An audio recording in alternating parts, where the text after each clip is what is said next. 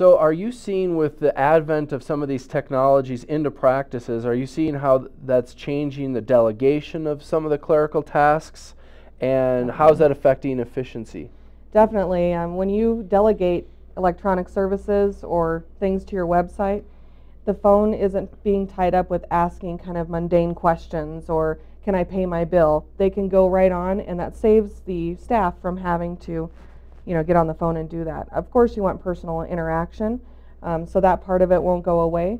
But just having to delegate that allows the staff to spend time with their patients talking about treatment plans and getting to know them better instead of being in a corner, processing statements or something. Aha.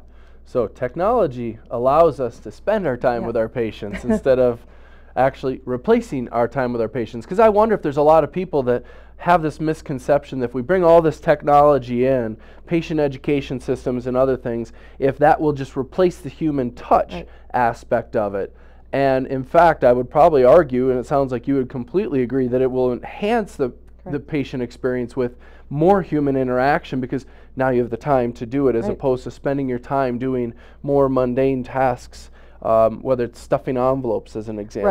Right. I think the majority, some doctors even hire one person just to do that, just to process statements, put the claims in the mail, check eligibility, and that's all they do all day long. And technology can replace some staff members' duties, but it won't eliminate them because they are being focused on the patient. What technologies are you seeing that are the most underutilized in dental practices? Definitely the intraoral camera. Yeah. You can get a really inexpensive one that's just a point and shoot, or you can get the focal ones depending on what kind of dentistry you do, but it's a must-have. If you have a crack on a tooth and you're able to just shoot that picture and show it to the patient on a big 17-inch screen, they are going to go home with that imagery, and it just helps people be educated on what's going on in their mouth.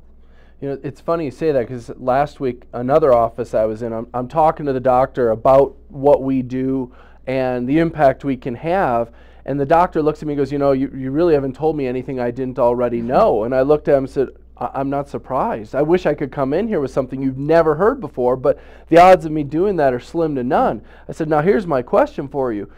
And using intraoral cameras as an example, I said, do you use them on every patient every time? And he paused and he said, no. I said, what percentage of the time? He said, I don't know, 20, 30%, which I thought was actually pretty honest of him, because I would have guessed he might have guessed a whole lot higher.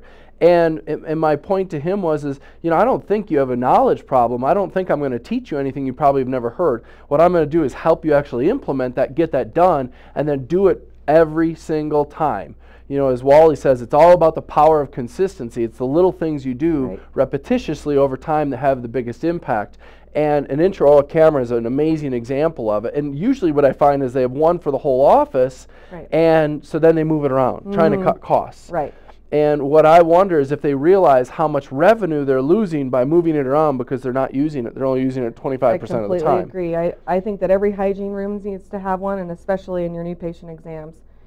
If you're sitting down and educating your patient and going picture by picture in their mouth, that's the only time you have with them, is that 5-10 minutes. And if you're not educating them, what are you doing with them?